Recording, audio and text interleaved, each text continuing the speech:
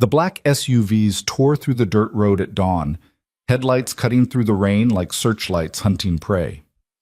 Victoria Hale pressed herself against the barn wall, her designer dress torn and muddy, her breath coming in ragged gasps. She had $20 million in her trust fund and nowhere left to run. Behind her, the empire she was born into wanted her back in chains. A trophy wife, a signature on papers that would seal her fate forever. Ahead, a stranger's porch light flickered through the storm. She didn't know his name. She didn't know if he'd help or turn her in. But when his shadow filled the doorway, shotgun in hand and a little girl peeking from behind his legs, Victoria made a choice that would wreck everything she knew and rebuild something she never imagined. If you want to see how far this story goes, hit that like button and drop a comment with your city. I want to know where you're watching from. Now let's begin. The ranch house sat at the end of a road that barely deserved the name. Gravel and mud, mostly mud this time of year with ruts deep enough to swallow a tire if you weren't careful. Logan Hayes stood on the porch at 5:30 in the morning, coffee going cold in his hand, watching the sky turn from black to bruised purple. The rain hadn't let up in 3 days. The creek was rising. The north fence was down again, and his daughter Macy was still asleep inside, which meant he had maybe 30 minutes of quiet before the day started demanding things from him he wasn't sure he could give. He took a sip of the coffee. It tasted like dirt. He drank it anyway. 32 wasn't supposed to feel this old.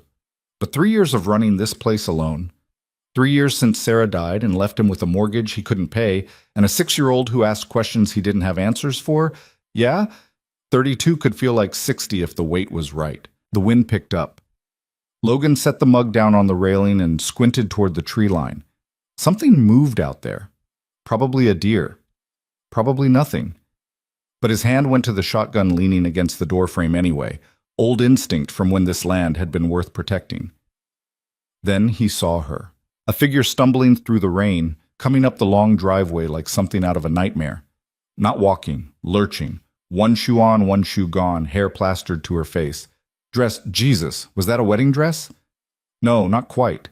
Something white and expensive, ripped at the hem, streaked with mud. Logan grabbed the shotgun and stepped off the porch. "That's far enough," he called out. The woman stopped. She swayed on her feet, caught herself. Her hands came up, not in surrender exactly, but close. "Please." Her voice barely carried over the rain. "Please. I need help." Logan didn't move. Out here you learn to trust your gut before you trusted strangers, and his gut was telling him this woman was trouble in a designer package. "Who's following you?" he asked. She flinched, looked back over her shoulder toward the road. "I don't know. Maybe no one. Maybe everyone." "That's not an answer." "It's the only one I have." Behind him, the screen door creaked. Logan didn't turn around.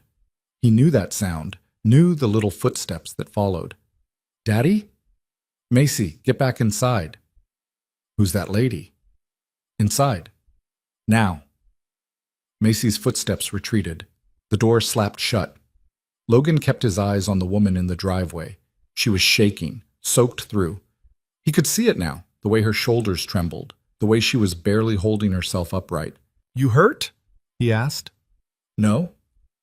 "You running from the law?" "No." "From a man?" She hesitated. "Yes." Logan lowered the shotgun. Didn't put it down, just pointed it at the ground instead of at her chest. "There a warrant out on you?" "No." "You got a name?" Another hesitation, longer this time. When she spoke, her voice was different, quieter, like she was testing out a lie and wasn't sure it would hold.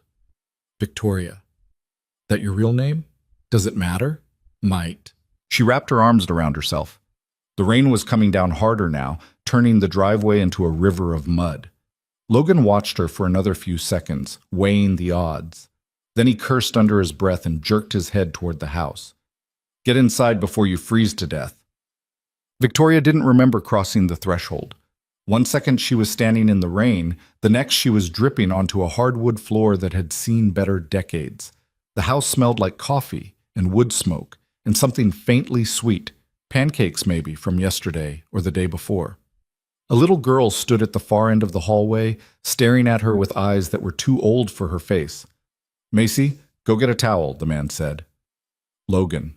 That's what the girl had called him. Macy didn't move. Is she a princess? No. She looks like a princess. She looks like someone who made bad choices. Towel, go! The girl ran off. Logan set the shotgun against the wall and looked at Victoria like he was trying to decide whether to throw her back out into the storm. You want to tell me what you're running from? He asked. Victoria's teeth were chattering. She clenched her jaw to stop it. It's complicated. I got time. You don't. Try me. She looked around the room, small, worn, a couch with stuffing coming out of one arm, a coffee table covered in crayon drawings. A life that was nothing like hers. Nothing like the one she'd left behind. My family wants me to marry someone, she said finally. I said no, they didn't take it well. So you ran. So I ran. Logan crossed his arms. And they sent people after you. I think so. I'm not sure. I ditched my phone. I took back roads. I don't know if they're still looking or if they gave up. People like that don't give up. I know. Macy came back with a towel. It was pink and had a cartoon unicorn on it. She held it out to Victoria like she was presenting a crown. Thank you, Victoria said softly. Macy smiled. You're welcome, princess. Macy, go eat breakfast. I'm not hungry. I didn't ask if you were hungry. I said go eat. The girl huffed and disappeared into the kitchen. Logan waited until she was gone, then turned back to Victoria. How much trouble are we talking? He asked. A lot. How much is a lot? Victoria dried her face with the towel. Her hands were still shaking. Enough that if you let me stay, they'll come here, and they won't be polite about it. So why should I let you stay? She met his eyes. Hers were green, sharp. Even exhausted and terrified, there was something in them that didn't bend. Because I don't have anywhere else to go, she said. And because if you turn me away, I'll be back in their hands by tonight. Logan stared at her. She stared back. Outside, the rain hammered the roof like it was trying to cave it in. You can stay until the storm clears, he said finally. After that, we'll figure something out. Thank you. Don't thank me yet. The guest room was barely bigger than a closet, a twin bed with a quilt that had been stitched by someone's grandmother, a dresser with 3 drawers that stuck when you tried to open them, a window that looked out over the fields, where the rain was turning everything into a gray blur. Victoria sat on the edge of the bed and tried to stop shaking. Her dress was ruined. Her feet were bleeding from the long walk up the mountain. Her entire life had collapsed in the span of 12 hours, and she was sitting in a stranger's house wearing a unicorn towel. She almost laughed. Almost. A knock on the door. You decent? Logan's voice. Yes. He came in carrying a stack of clothes. Jeans, a flannel shirt, socks. He set them on the bed without looking at her. These were my wife's, he said. She was about your size. You can keep them. Was? She died 3 years ago. I'm sorry. Don't be. You didn't know her. He turned to leave. Victoria stood up. Logan. He stopped, didn't turn around. Why are you helping me? She asked. Because you asked. That's it? That's it. You don't even know me. I know enough. You know I'm running. You know I'm bringing trouble. You don't know anything else. Logan turned around then. His eyes were gray like the storm outside. Tired. Hard. But not unkind. I know what it looks like when someone's got nowhere left to go, he said. I've been there. So yeah, I'm helping you. But don't mistake that for trust. You stay out of my way. You don't put my daughter in danger, and we'll get along fine. You cross either of those lines and you're gone. We clear? Victoria nodded. Clear. Good. Get changed. Breakfast is in 10 minutes. He left. Victoria sat back down on the bed and stared at the clothes. Soft, worn denim. A shirt that smelled faintly like lavender. She picked up the jeans and felt something in the pocket. A folded piece of paper. She pulled it out, unfolded it. A grocery list. Written in looping handwriting. Eggs, milk, bread, apples. At the bottom, a note. Don't forget Macy's birthday cake. Victoria folded it back up and put it on the dresser. Then she got dressed and tried not to think about the life she'd left behind. Breakfast was scrambled eggs and toast. Macy sat across from Victoria, swinging her legs and asking questions at a rate that should have been illegal. Where are you from? Far away. How far? Very far. Do you have a mom? Macy, eat your eggs, Logan said. I'm just asking. Well, stop asking. Macy made a face but scooped up a forkful of eggs. Victoria watched her, this little girl with braids that were coming undone and a t-shirt that had a dinosaur on it. She couldn't remember the last time she'd sat at a table like this. Couldn't remember the last time anyone had cooked for her without expecting something in return. Your eggs are getting cold, Logan said, nodding at her plate. Victoria picked up her fork. The eggs were plain. No cheese, no herbs, nothing fancy. They tasted better than anything she'd eaten in months. Thank you, she said. It's just eggs. Still, Macy leaned forward. Are you going to stay here? Victoria glanced at Logan. He was watching her, expressionless. I don't know, she said. Maybe for a little while. Can you stay forever? Macy? What? I'm just saying it'd be nice to have another girl around. Logan set down his coffee mug. Go brush your teeth. Bus will be here in 20 minutes. Macy groaned, but slid off her chair and ran out of the room. Logan waited until her footsteps faded upstairs, then looked at Victoria. You got a plan? He asked. Not yet. You got money? Victoria hesitated. Some. How much is some? Enough. That's not an answer. She set down her fork. I have access to accounts, but if I use them, they'll know where I am. So you're broke. For now. Logan leaned back in his chair. Great. So you're broke, you're being hunted, and you don't have a plan. Anything else I should know? Victoria met his eyes. I'm not helpless. Didn't say you were. You're thinking it. I'm thinking you look like you've never worked a day in your life. I'm thinking you don't know the first thing about surviving out here. And I'm thinking that if your family's got the kind of resources to send people after you, this ranch is the first place they'll look. Then why let me stay? Logan stood up and carried his plate to the sink. Because I'm an idiot, he said, and because Macy already likes you. If I throw you out now, she'll give me hell for a week. Victoria almost smiled. So I'm here because of a 6-year-old. Congratulations. You just met your new boss. The rain stopped around noon. Logan was out fixing the north fence when Victoria found him. She was still wearing the borrowed clothes, boots 2 sizes too big, mud up to her ankles. You shouldn't be out here, he said, without looking up. I want to help. You don't know how. Then teach me. Logan hammered a nail into the fence post and straightened up. You ever done manual labor before? No. You ever been on a ranch? No. You ever done anything that didn't involve a credit card and a personal assistant?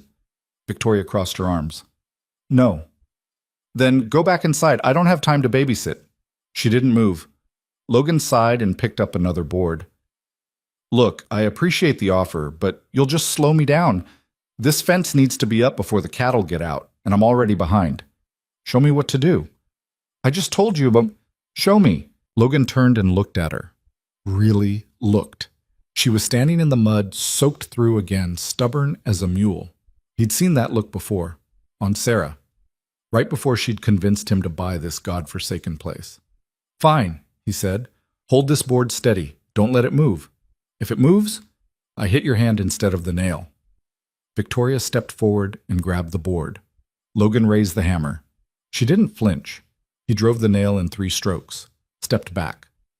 Again. They worked in silence for the next hour.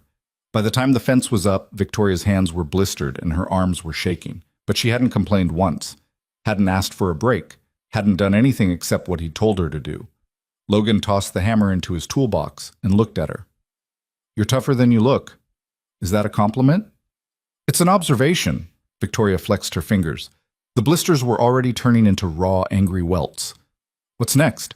Next, you go inside and clean those hands before they get infected. After that, Logan almost laughed. Almost. You really want to work? I really want to be useful. Why? Because if I'm not useful, you'll kick me out, and I don't have anywhere else to go. Logan picked up the toolbox, started walking back toward the house. Victoria followed. You can help with the evening chores, he said, feeding the animals, cleaning stalls, basic stuff. But if you slow me down, you're done. Deal? Deal. Evening chores turned into a crash course in everything Victoria didn't know. How to measure grain for the horses, how to muck a stall without gagging, how to check the water troughs and make sure the heaters were working. Logan didn't explain much, just showed her once and expected her to remember. She did. By the time the sun set, her entire body ached. Her hands were wrapped in gauze. Her boots were caked in manure. She smelled like hay and sweat and animal, and she'd never felt more alive. Macy met them at the door. "Daddy, can Victoria read me a bedtime story?" Logan looked at Victoria. "You don't have to." "I don't mind," Victoria said. Macy grabbed her hand and dragged her upstairs. Logan watched them go, then shook his head and went to make dinner. The bedtime story was about a princess who saved herself. Macy fell asleep halfway through. Victoria sat on the edge of the bed, watching the little girl's chest rise and fall, and felt something crack open inside her. She hadn't cried in years, hadn't let herself. But sitting there in that small room, in a house that wasn't hers, looking at a child who'd lost her mother and didn't even know it yet, something broke. Victoria stood up quietly and slipped out of the room. Logan was in the kitchen, washing dishes. He didn't look up when she came in. "She asleep?" he asked. "Yes." "Good. She fights it most nights." Victoria leaned against the counter. "Can I ask you something?" "Depends on the question." "Why a ranch? You don't seem like you enjoy it." Logan scrubbed at a plate. "I don't." "Then why do it?" "Do. Because it was Sarah's dream. She grew up on a ranch. Loved it. When we got married, she made me promise we'd have one someday. So I bought this place. Spent every dime we had, and then she got sick and..." He stopped. Set the plate in the drying rack. "Doesn't matter. Point is, I made a promise. I'm keeping it." "Even if it kills you?" "Even then." Victoria was quiet for a moment. "That's stupid." Logan looked at her. "Excuse me. It's stupid. She's gone. You're drowning. This place is falling apart. And you're killing yourself to keep a promise to someone who isn't here anymore. You don't know what you're talking about." "Don't I?" Logan turned off the water, dried his hands. "You've been here one day. You don't get to lecture me about my life." "I'm not lecturing. I'm observing." "Well, observe somewhere else." Victoria didn't move. "I ran from my family because they wanted to lock me into a life I didn't choose. You're doing the same thing, just with a different cage." Logan's jaw tightened. "Get out." "Logan, I said get out." Victoria left. Logan stood alone in the kitchen, hands gripping the edge of the counter, and told himself she was wrong. He almost believed it. That night, Logan couldn't sleep. He sat on the porch with a beer he wasn't drinking and stared at the dark fields. The rain had started again, soft this time, the kind that whispered instead of shouted. The screen door creaked. Victoria stepped out, wrapped in a blanket. "I'm sorry," she said. Logan didn't answer. She sat down on the steps, not next to him, a few feet away. "I had no right to say what I said." "No, you didn't. But I meant it." Logan took a sip of the beer. It was warm. "You always this blunt?" "Only when it matters." "And this matters?" "You let me stay. That matters." They sat in silence for a while. The rain pattered on the roof. Somewhere in the distance, a coyote howled. "You want to know the truth," Logan said finally. "I don't know how to let go. I don't know how to walk away from this place. Because if I do, it means she died for nothing. It means every promise I made was a lie." Victoria pulled the blanket tighter. "Or it means you loved her enough to try. And that's not nothing." Logan looked at her. "You always this philosophical at midnight?" "Only when I can't sleep." "Why can't you sleep?" "Because I keep thinking about what happens when they find me." "They won't." "You don't know that." "No," Logan admitted. "I don't." Victoria stood up.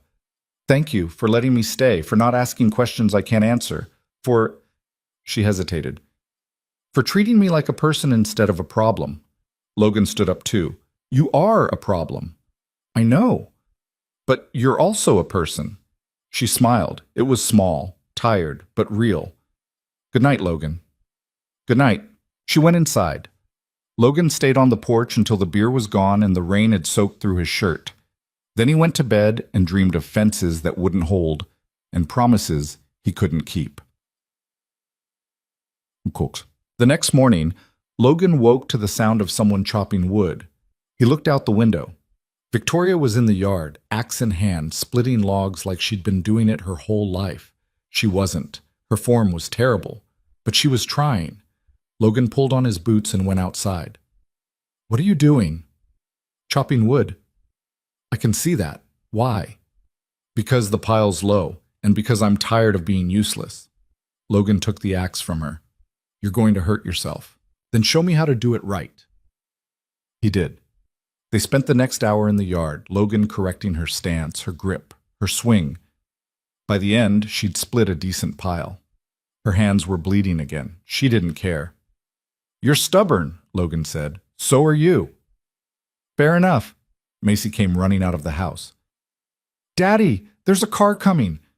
Logan's blood went cold. He looked at Victoria. Her face had gone pale. "Get inside," he said. "Both of you." "Logan, now." They ran. Logan grabbed the shotgun from the porch and waited.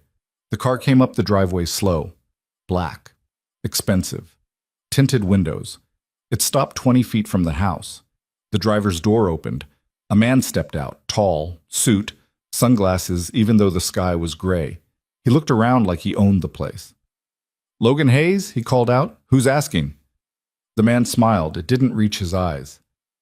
"My name is Richard Hale. I'm looking for my daughter." Logan's grip tightened on the shotgun. "Don't know anyone by that name?" "No?" Richard took a few steps closer. "Interesting. Because her phone's last location pinged about 2 miles from here, and you're the only house in a 10-mile radius. Maybe she kept going. Maybe, or maybe she's inside right now, hiding behind your very noble sense of chivalry." Logan raised the shotgun. "I'm going to ask you once to get off my property." Richard stopped, held up his hands. "Easy. I'm not here to cause trouble. I just want my daughter back. If she wanted to be found, she wouldn't be running. You don't understand the situation." "I understand enough." Richard's smile faded.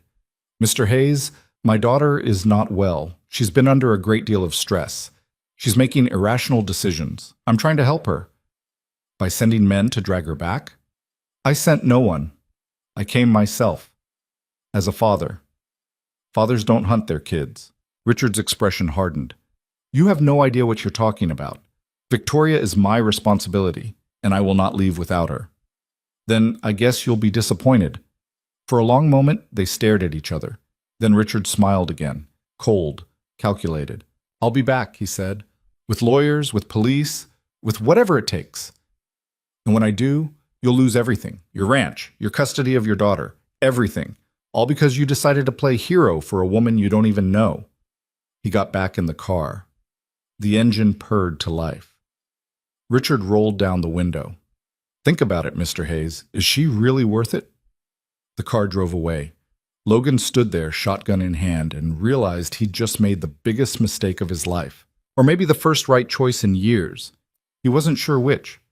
Logan watched the black car disappear down the driveway, its taillights swallowed by the gray morning. His hands were still locked around the shotgun. His heart was hammering against his ribs like it wanted out. The screen door slammed. Victoria stepped onto the porch, pale but steady. "Was that him?" "Your father, yeah." "What did he say?" Logan set the shotgun against the railing. "He said he's coming back. With lawyers. Police. Whatever it takes to get you back." Victoria's jaw tightened. "I'm leaving." "What?" "I'm not letting him destroy you. I'll go. I'll figure something out." "And go where exactly?" "I don't know. Somewhere. Anywhere but here." Logan turned to face her. "He already knows you're here. Running now won't change that. All you'll do is make it easier for him to grab you off some back road where no one's watching. So what do you suggest? I stay and watch him take everything from you?" "I suggest you stop assuming I can't handle this." Victoria crossed her arms. Her hands were shaking. "You don't understand what he's capable of." "Then tell me." She looked away. "My father doesn't lose. Ever. If he wants something, he gets it. And right now, he wants me back so I can marry Marcus Delacroix and merge 2 empires into one. That's all I am to him.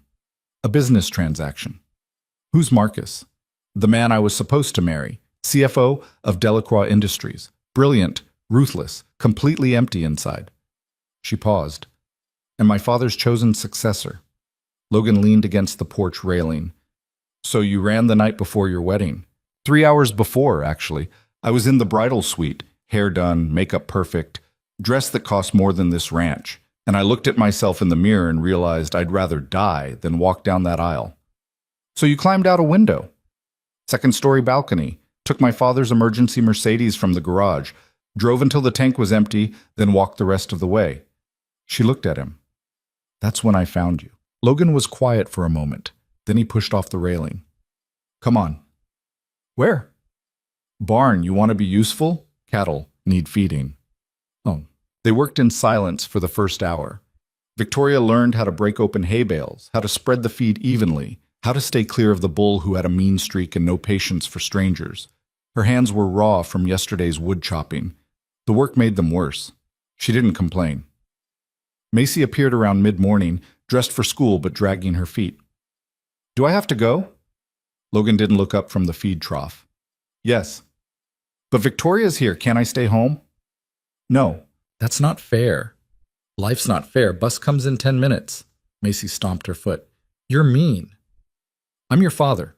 Go get your backpack. The girl huffed and ran back toward the house.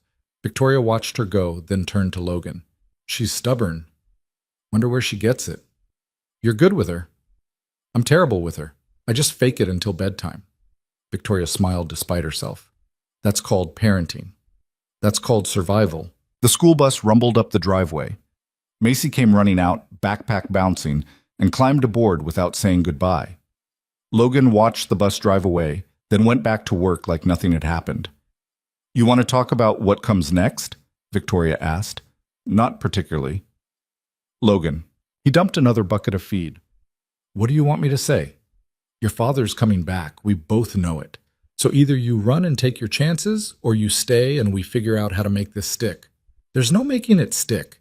He has resources I can't fight. Maybe, but he doesn't have you anymore. Victoria stared at him. What's that supposed to mean? It means you spent your whole life being told what to do, who to marry, how to act, what to say, and you finally said no. That's not nothing.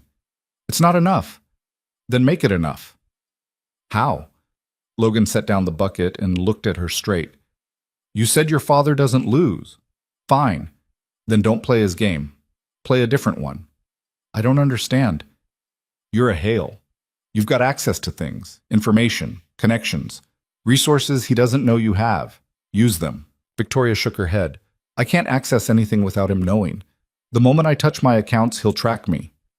Then don't touch your accounts. Touch his. She went still. What?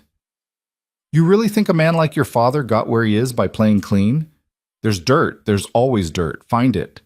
That's insane. So is marrying someone you don't love to make daddy happy? Victoria opened her mouth, closed it. Logan had a point, and she hated that he was right. I don't even know where to start, she said finally. Start with what you know. Who does your father trust? No one. Everyone trusts someone. Victoria thought about it. His personal attorney, Gerald Whitman. He's handled the family's legal affairs for 30 years. And he knows everything. Offshore accounts, shell companies, deals that never made it to the public record. She paused. But he's loyal. He'd never turn on my father. People turn when the alternative is worse. Logan picked up the feed bucket again. You got a way to contact him without your father knowing? Maybe. I'd need a burner phone. And time. I can get you the phone. Time's trickier. Victoria followed him out of the barn. The sky was still heavy with clouds, but the rain had stopped. For now. Why are you helping me? Logan stopped walking. You asked me that already. You didn't really answer. He looked at her. His eyes were tired but clear. I spent 3 years keeping a promise to a dead woman. 3 years breaking my back on a ranch I can't afford, raising a kid I'm not sure I'm doing right by, pretending it all means something. He shifted the bucket to his other hand. Then you show up, running from the same kind of cage I've been living in, and I realized something. What? Maybe it's time I stop keeping promises to ghosts and start making choices for the living. Before Victoria could respond, a truck pulled into the driveway. Not expensive like her father's car. Old, battered. A man got out. 50s maybe, flannel shirt, work boots. He waved. That's Dale, Logan said. Neighbor. Owns the spread 2 miles east. Dale walked over, grinning. Heard you had company. Word travels fast. Small town. You know how it is. Dale looked at Victoria. You must be the city girl everyone's talking about. Victoria stiffened. Everyone? Relax. Just coffee shop gossip. Mary at the diner saw you through the window yesterday. Said Logan's got himself a live-in girlfriend. Dale winked. Didn't believe it myself. Logan's jaw tightened.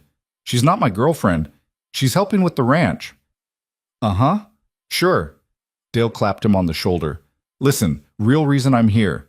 Bank called. They're moving up the deadline on your loan. What? They can't do that. They can if they want the property. And they do. You got 60 days, Logan. After that, they foreclose. Logan's face went hard. 60 days. I'm sorry, man. I tried to talk them down, but... Dale shrugged. You know how it is. Yeah, I know. Dale glanced at Victoria, then back at Logan. You need anything, you call me, all right? All right. Dale got back in his truck and drove off. Logan stood there, staring at nothing.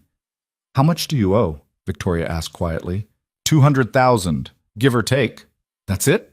Logan laughed, bitter. That's it. Might as well be 2 million. I don't have it. Victoria's mind was already moving. Numbers, accounts, possibilities. What if you did? I don't. But what if you did?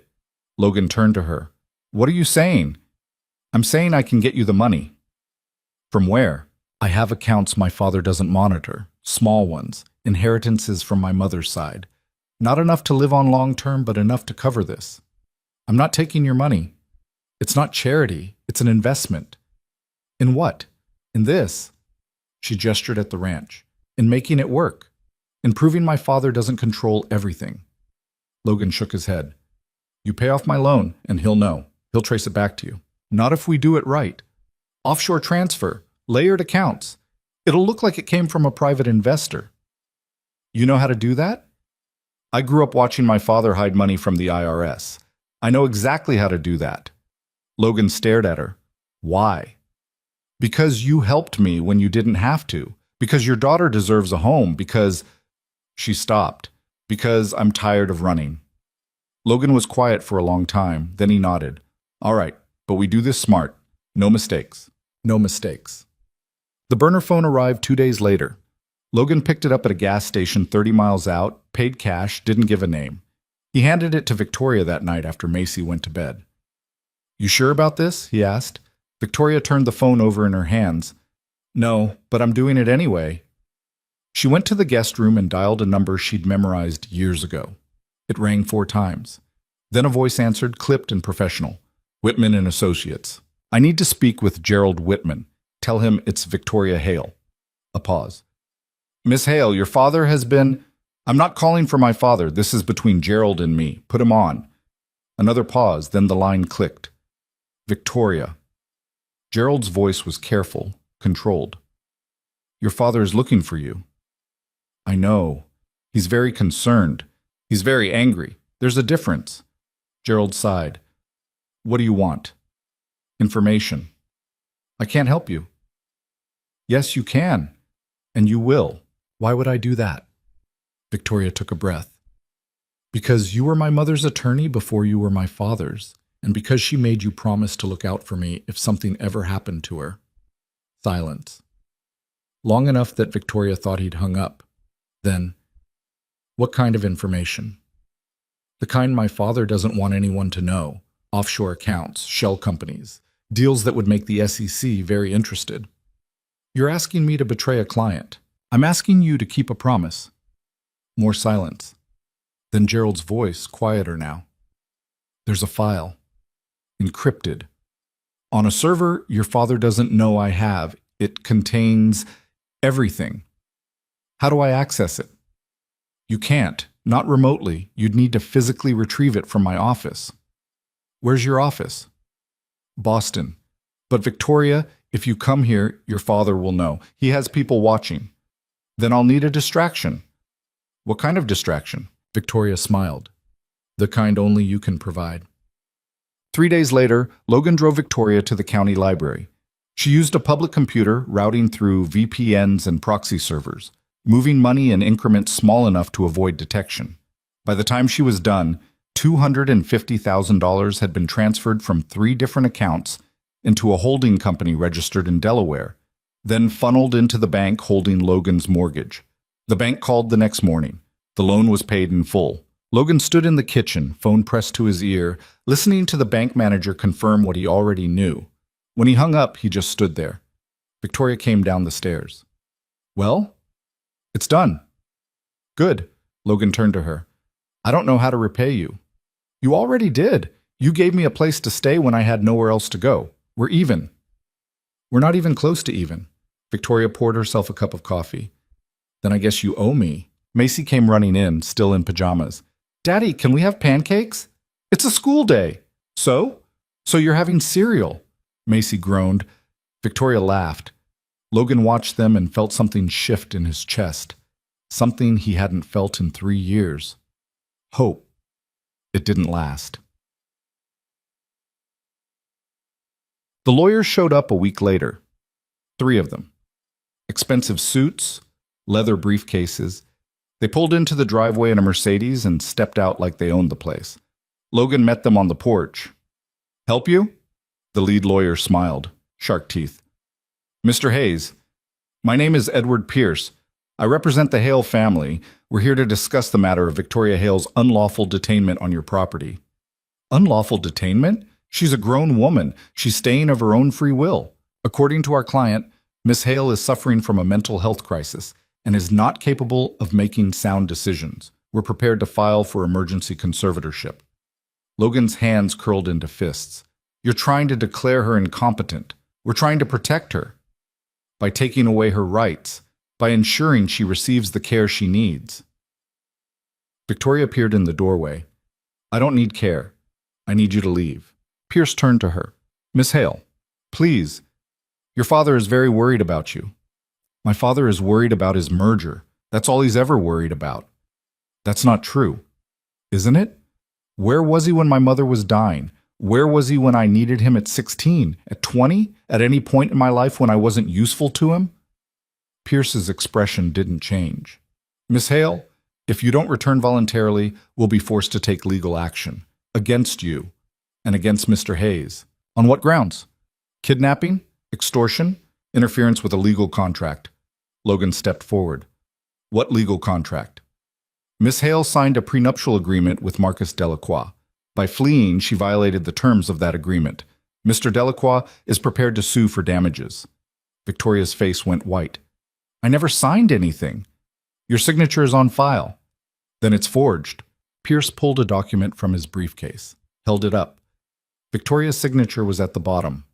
Perfect. Unmistakable. "That's not mine," she whispered. "The handwriting analysts will disagree." Logan grabbed the document, scanned it. The terms were brutal. If Victoria failed to marry Marcus, she'd owe him $20 million in damages.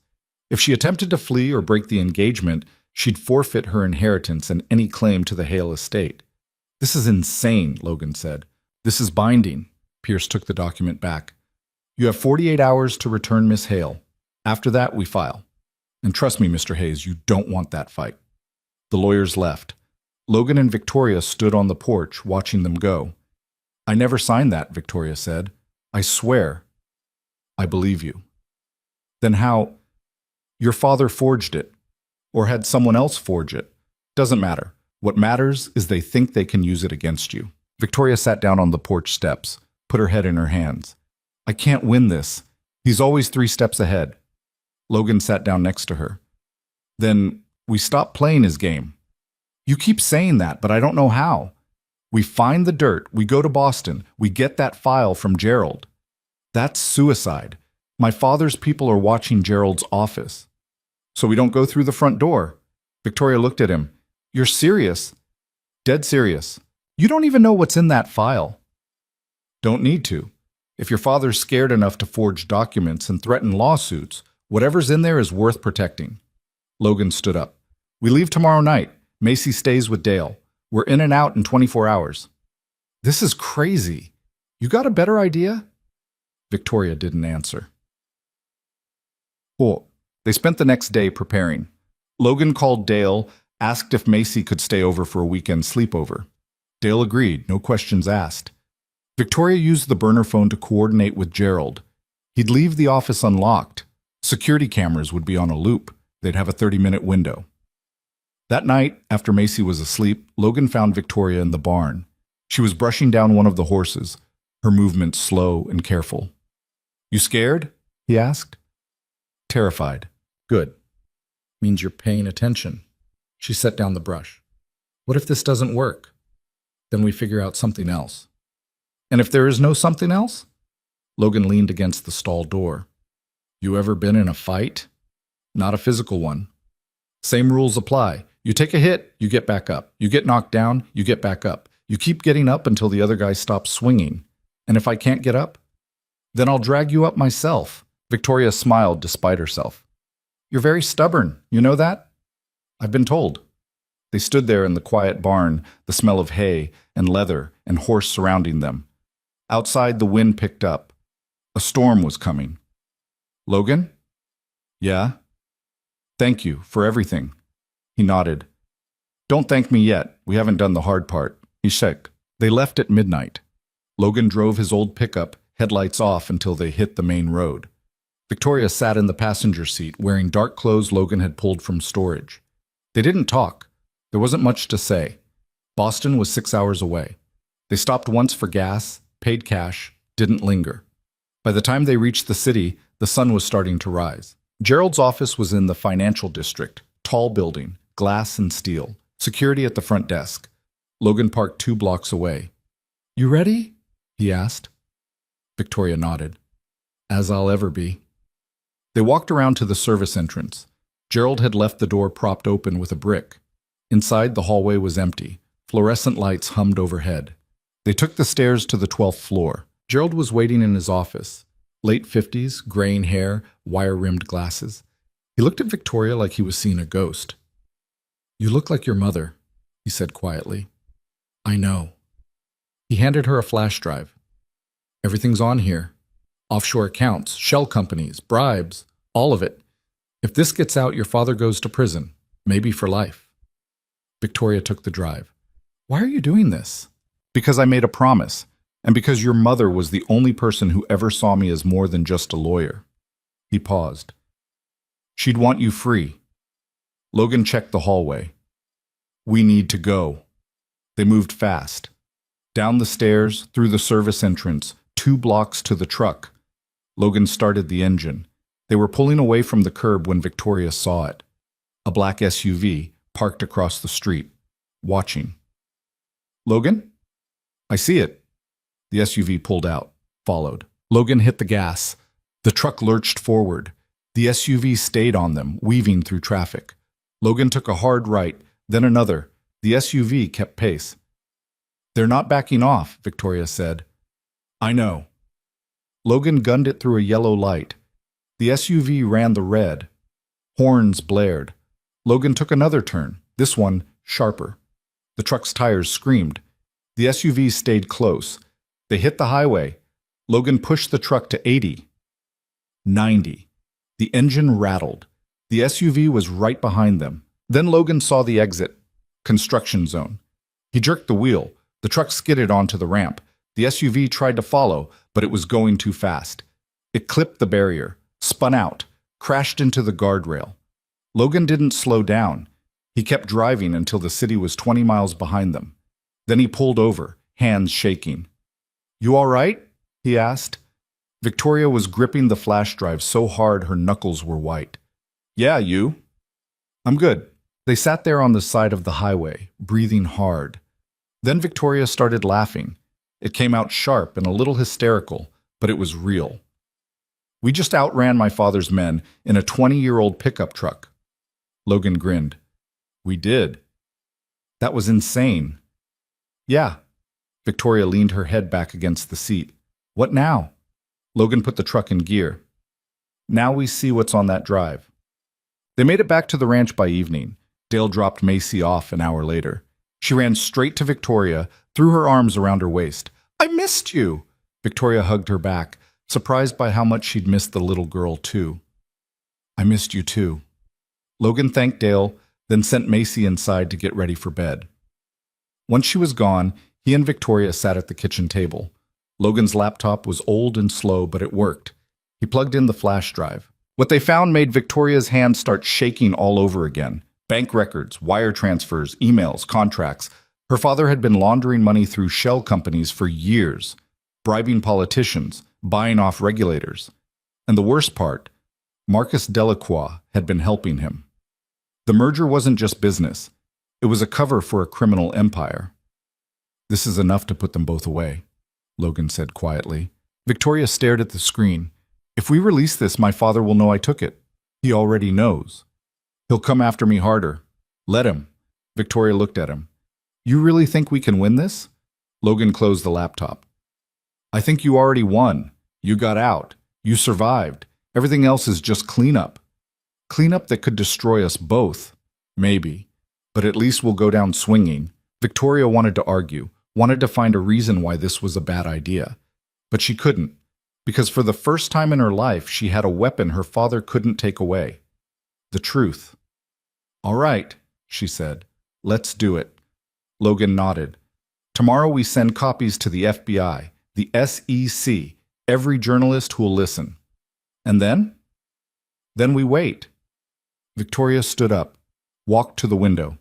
Outside, the fields were dark and still. I never thanked you for everything you've risked. You don't need to. I do. You could have turned me away. You could have stayed out of it, but you didn't. Logan came to stand beside her. You were right, you know. What you said that first night about me living in a cage. I was so busy keeping promises to the past, I forgot how to live in the present. And now? Now I'm figuring it out, one day at a time. They stood there in the quiet kitchen. Outside, a coyote called.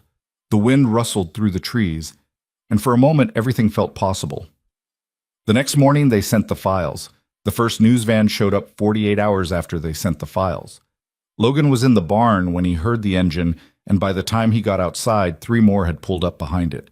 Reporters spilled out onto his property like ants. Cameras already rolling, microphones extended like weapons. Mr. Hayes, is it true you're harboring Victoria Hale? Mr. Hayes, what's your relationship with the Hale family? Mr. Hayes, are you aware of the criminal investigation? Logan held up his hands. You all need to get off my property, now. A woman in a red blazer pushed to the front. Mr. Hayes, the public has a right to know. The public doesn't have a right to trespass. You got 10 seconds before I call the sheriff. They didn't leave. Logan went back inside and locked the door. Victoria was standing in the kitchen, face pale, staring out the window at the circus outside. It's starting, she said quietly. Yeah. Macy came running down the stairs. Daddy, why are there so many cars? Logan caught her before she could get to the window. Just some people who got lost. They'll leave soon. Can I go see? No. But I said no, Macy. The girl's face crumpled. She wasn't used to her father snapping at her. Logan immediately regretted it, but before he could apologize, his phone rang. Unknown number. He answered anyway. Mr. Hayes. The voice was smooth, male, familiar. This is Marcus Delacroix. Logan's grip tightened on the phone. What do you want? I want to have a conversation, man to man. No lawyers, no cameras, just us. I've got nothing to say to you. I think you do, because right now you're standing between me and something that belongs to me. Victoria's not property. Marcus laughed. It was a cold sound. Of course not. She's much more valuable than property. She's leverage, and you're playing a game you don't understand with stakes you can't afford. Then enlighten me. Gladly. Meet me tonight, 7 o'clock. The diner on Route 9. Come alone. And if I don't, then tomorrow morning, every news outlet in the country will have a story about how you're manipulating a mentally unstable woman for her money, complete with forged bank records showing the transfers she made to save your failing ranch. Marcus paused.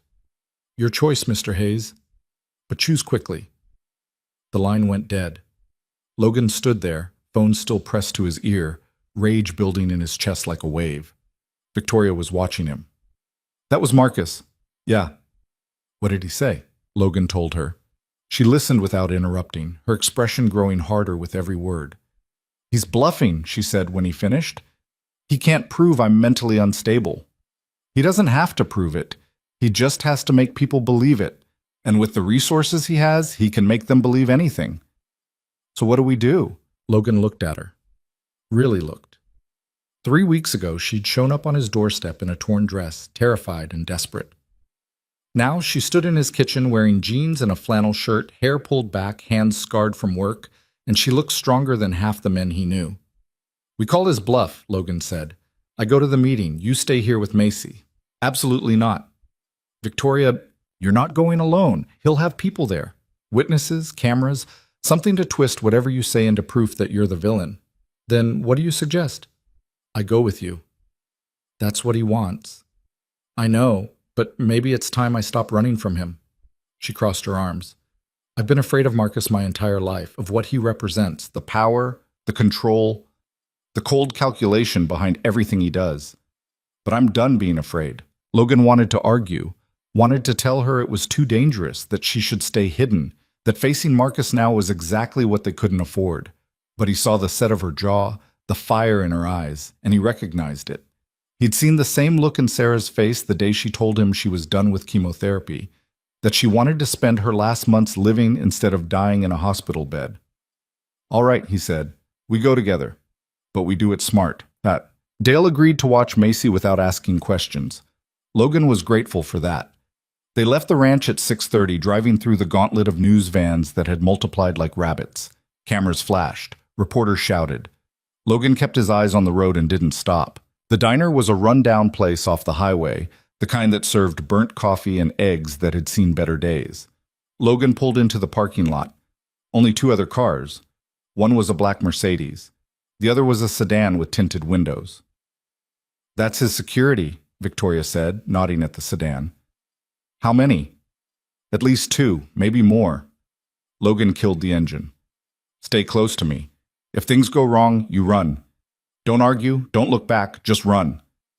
I'm not leaving you. Victoria, I said I'm not leaving you. They got out of the truck. The diner door chimed when they walked in. Marcus Delacroix sat in a booth at the back, coffee cup in hand, looking like he owned the place. He was younger than Logan expected, maybe 35. Dark hair, sharp suit, the kind of face that belonged on magazine covers and corporate brochures. He smiled when he saw Victoria. There she is, my runaway bride. Victoria slid into the booth across from him. Logan stayed standing. Sit, Mr. Hayes, Marcus said. You're making the waitress nervous. Logan sat. The waitress came over, a tired woman in her 50s who looked like she'd rather be anywhere else. Marcus ordered another coffee. Logan waved her off. Once she was gone, Marcus leaned back in the booth. You look good, Victoria. Country life suits you. Cut the small talk, Marcus. What do you want? What I've always wanted, you, the merger, the empire we were supposed to build together. I'm not interested. You say that now, but you will be. Because I'm about to make you an offer you can't refuse. Logan spoke for the first time. She already refused. That's why we're here. Marcus didn't even look at him. His eyes stayed locked on Victoria. Your father is going to prison. You know that, right? The FBI has enough evidence to bury him for the rest of his life. But here's the thing. They also have evidence on you. Victoria went still. What are you talking about? The money you transferred to Mr. Hayes, it came from accounts tied to your father's shell companies, which means you're complicit in his money laundering operation. Conspiracy, wire fraud, tax evasion. You're looking at 15 years minimum. That's a lie. Is it? Marcus pulled a folder from his briefcase, slid it across the table. Bank records, wire transfer logs, emails with your signature, it's all here. Victoria opened the folder. Logan watched her face go pale as she scanned the documents. These are fake, she said, but her voice wavered. They're real enough to convince a jury. Your father made sure of that. My father would never. Your father would do anything to protect himself, including throwing you under the bus. Marcus sipped his coffee. But I can make this go away. All of it. The charges, the investigation, everything. In exchange for what? You marry me. We complete the merger. And you never speak to Mr. Hayes again. Logan's hands curled into fists under the table. She's not going with you. Marcus finally looked at him. And who exactly are you to make that decision? Someone who actually gives a damn about what she wants. How noble. The struggling rancher playing hero. Tell me, Mr. Hayes, how long do you think that nobility will last when the FBI comes knocking? When they seize your ranch as evidence? When they take your daughter into protective custody because you're under investigation for aiding and abetting a fugitive? Logan stood up. We're done here. Sit down, Marcus said. His voice was quiet, but sharp as a blade. Because if you walk out that door, I make a phone call, and by tomorrow morning, your life is over. My life was over 3 years ago. I've been surviving on borrowed time ever since, so go ahead, make your call, see what happens. Marcus smiled. You're bluffing. Try me. For a long moment, they stared at each other. Then Marcus turned back to Victoria. You have 48 hours to decide. After that, the offer expires. And trust me, you don't want to see what comes next. Victoria stood. I've already decided. The answer is no. It's always been no. And no amount of threats or fake evidence is going to change that. Then you're a fool. Maybe. But I'd rather be a fool than spend the rest of my life married to you. She walked out. Logan followed. Behind them, Marcus called out, 48 hours, Victoria. Think carefully. They didn't look back. Where? The drive home was silent. Logan kept checking the rearview mirror, waiting for the sedan to follow. It didn't. When they pulled into the ranch, the news vans were still there, but fewer now. Some had left to chase other stories. The rest would leave soon enough once they realized Victoria wasn't coming out. Inside, Logan poured himself a drink. Whiskey. Cheap. It burned going down. Victoria sat at the kitchen table, staring at nothing. He's not bluffing about the evidence, she said finally. I know. If the FBI sees those documents, I'm done. We're both done. Logan set down the glass. Then we get ahead of it. How? We go to the FBI ourselves, tell them everything, show them the real records, prove the documents Marcus has are forgeries. They won't believe us. They might. If we give them something bigger. Victoria looked up. Like what? Like the fact that Marcus is involved in the money laundering too. Like the fact that he's been using your name to cover his own tracks. Like the fact that he's not trying to save you, he's trying to save himself. Victoria thought about it. We'd need proof. We have proof. Gerald's files showed Marcus's name all over those transactions. That's not enough. We need something that ties him directly to the crimes. Something he can't explain away. Logan sat down across from her. Then we get it. How? We make him give it to us. Marcus doesn't make mistakes.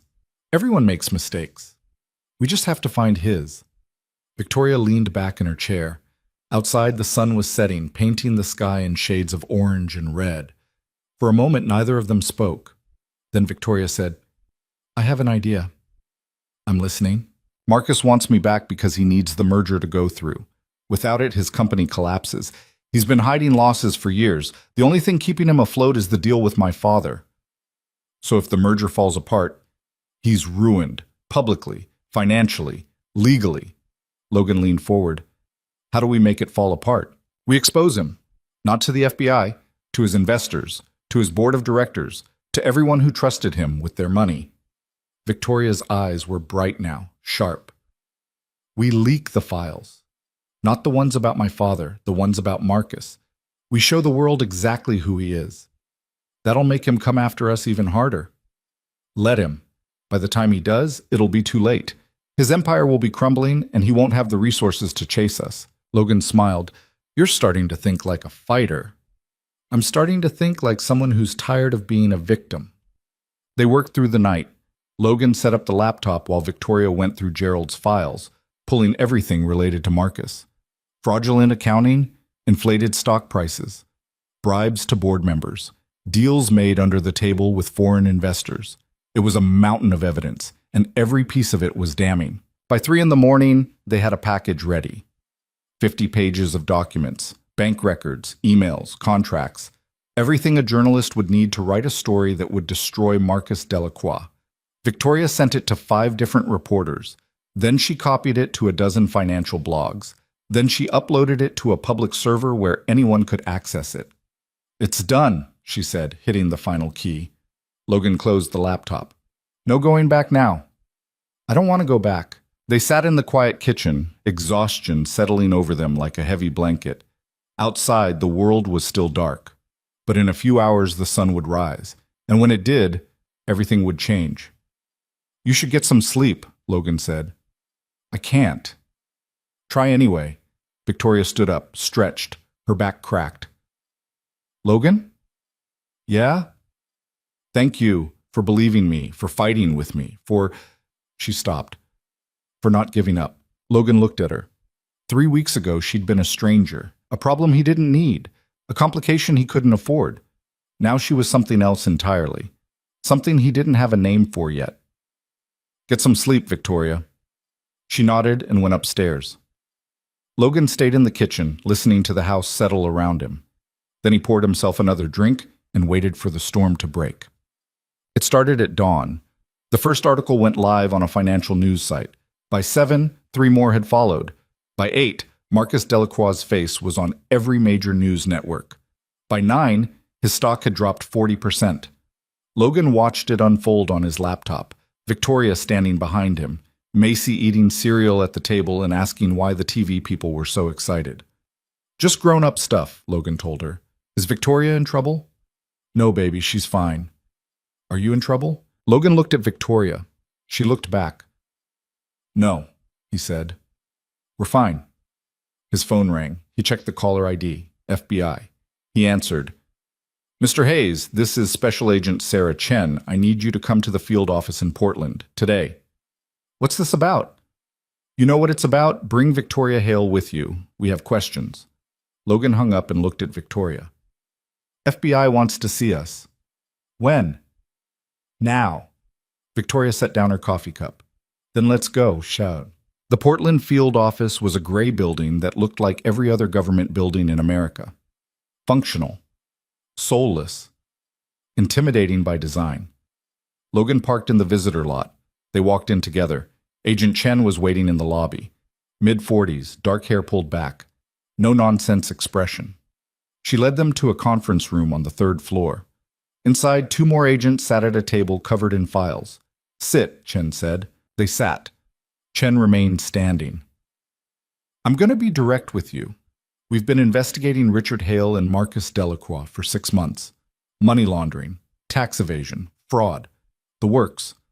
And this morning, someone dumped 50 pages of evidence onto the internet that corroborates everything we already knew. Sounds like someone did you a favor, Logan said. Sounds like someone obstructed a federal investigation by leaking evidence before we could secure arrests. Victoria spoke for the first time. Or someone made sure the truth got out before it could be buried. Chen looked at her. You're Victoria Hale. I am. Your father has been looking for you. I know.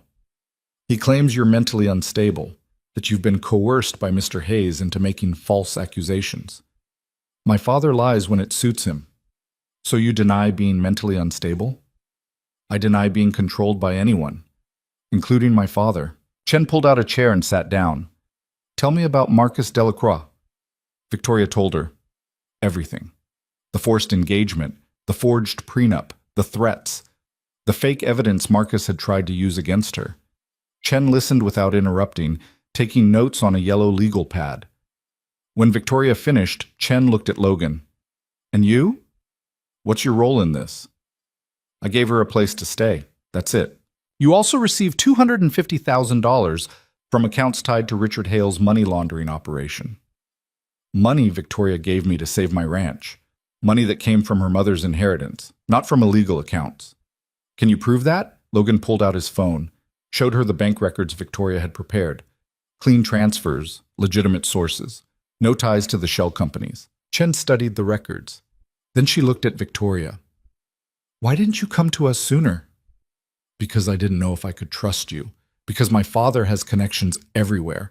Because I've spent my entire life watching powerful men get away with anything they want, and I wasn't sure you'd be any different. And now? Now I don't have a choice. Marcus gave me 48 hours to marry him or face charges. I'd rather face charges. Chen closed the legal pad. Marcus Delacroix was arrested 2 hours ago, along with your father. They're both being held without bail. Victoria's breath caught. What? The evidence you leaked gave us everything we needed to move immediately. We executed warrants on both their homes, seized their computers, froze their accounts. They're done. Logan felt something loosen in his chest, something he'd been holding tight for weeks. What happens now? He asked. Now we build our case. We'll need statements from both of you. Testimony, cooperation. Chen looked at Victoria.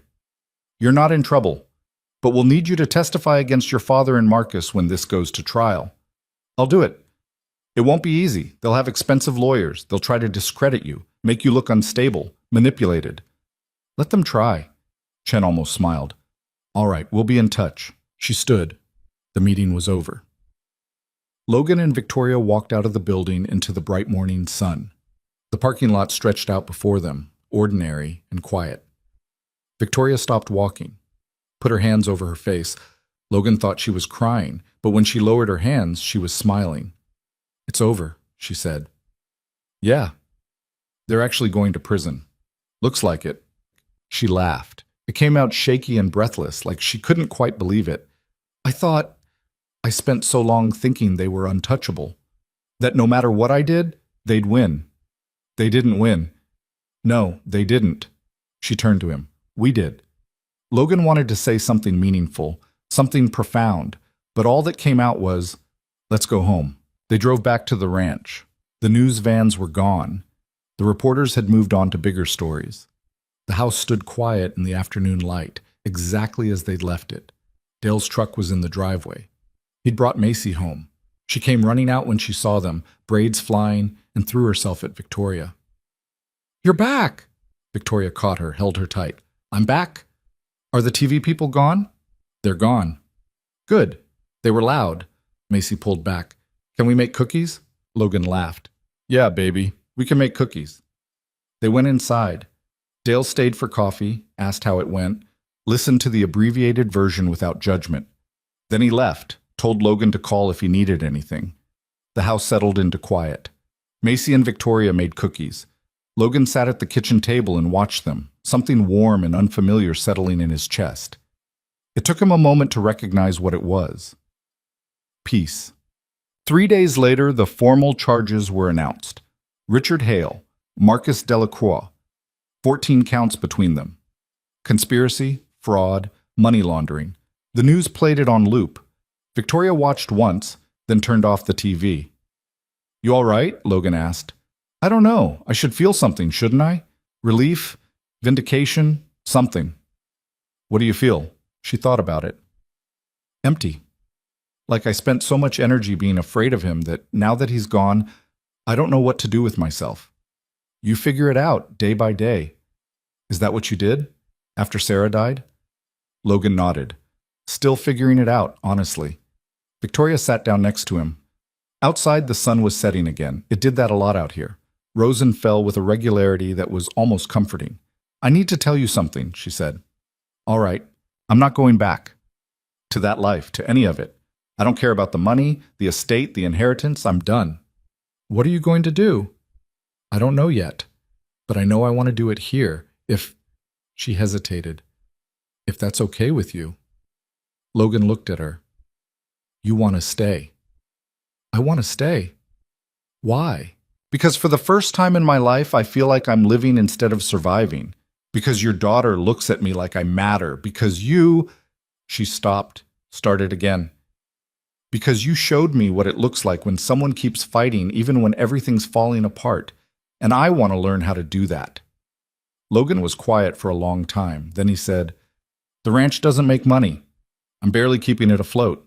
You'd be signing up for hard work and no guarantees. I know. And I've got a kid, baggage, a whole mess of things I haven't figured out yet. I know that too. So why stay? Victoria met his eyes. Because I choose to, and that's the first real choice I've ever made.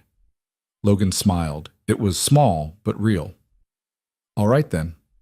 Welcome to the mess, Juan. The days that followed were different, quieter. Victoria worked the ranch like she'd been born to it.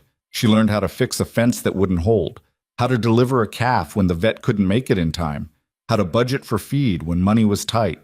She made mistakes, lots of them. But she kept showing up, Macy took to having her around like it was the most natural thing in the world. She dragged Victoria into her games, her homework, her endless questions about everything. And Victoria answered them, patiently, honestly, like Macy mattered. Logan watched it happen and felt something shift. Sarah had been gone 3 years. He'd kept her memory alive in the ranch, in the promises he'd made, in the way he'd refused to let go. But maybe holding on so tight meant he'd never made room for anything new. One night, after Macy was asleep, he found Victoria on the porch. She was wrapped in a blanket, staring at the stars. "Can't sleep?" he asked. "Just thinking." "About what?" "About how different everything is. A month ago, I was locked in a bridal suite, planning an escape I wasn't sure would work. Now I'm here, and it feels like home?" She looked at him. "Yeah, like home." Logan sat down next to her. "I need to say something." "Okay." "I've been holding on to Sarah for 3 years. Holding on to this ranch because it was hers. Holding on to a version of my life that doesn't exist anymore. And I think..." He stopped. "I think it's time I let go." "You don't have to..." "I do, because holding on means I can't move forward, and I want to move forward. With Macy, with this place, with..." He looked at her. "With you, if that's something you want." Victoria's breath caught. "Logan, you don't have to answer now. I'm not asking for promises. I'm just saying, I'm glad you're here. And I want you to stay. Not just because you're running from something, but because you want to be here." Victoria was quiet. Then she reached over and took his hand. Her palm was calloused from work. Her grip was strong. "I want to be here," she said. They sat like that for a long time. The stars wheeled overhead, the wind rustled through the trees, and for the first time in longer than Logan could remember, the future felt like something worth reaching for. The morning after that conversation on the porch, Logan woke to the sound of breaking glass. He was out of bed and down the stairs before his brain fully caught up, shotgun in hand. The front window had a brick-sized hole in it. Shattered glass covered the living room floor. A rock sat in the middle of it, white paper wrapped around it with rubber bands. Victoria came running from the guest room. "What happened?" Logan picked up the rock, unwrapped the paper. The message was short, written in block letters. "You'll pay for what you did." "Stay with Macy," Logan said. Keep her upstairs." He went outside. The driveway was empty. No cars, no movement. Whoever had thrown it was already gone. Logan walked the perimeter of the house, checking for footprints, tire tracks, anything. He found boot prints near the tree line, size 11, maybe 12, heavy tread. Someone who'd stood there watching before making their move. Dale's truck pulled up 20 minutes later. Logan had called him after checking the house. Dale took one look at the broken window and the note and swore under his breath. "This about the Hale thing?" he asked. "Probably." "You call the sheriff?" "Not yet." "Why not?" Logan looked at the note again. "Because I don't know if this is just some angry supporter or something worse. And until I do, I'm not taking chances." Dale nodded. "You need help boarding up that window?" "I can manage." "I'm helping anyway." They spent the next hour replacing the broken glass with plywood. Victoria kept Macy occupied upstairs with cartoons and breakfast. By the time they finished, the sun was high and hot. Dale wiped sweat from his forehead. "You think they'll come back?" he asked. "I don't know." "You want me to stay? Keep watch?" Logan shook his head. "I appreciate it, but no, you've got your own place to run. Offer stands. You need anything, you call." After Dale left, Logan went inside. Victoria was in the kitchen washing dishes. Her hands were shaking. "You all right?" he asked. "No." She set down the dish she was holding. "This is my fault. Someone out there blames us for what happened to my father and Marcus. And they're going to keep coming until..." "Until what? Until we give up? Until you go back?" "Maybe." Logan crossed the room, took the dish towel from her hands. "Look at me." She did. "We're not giving up, and you're not going anywhere.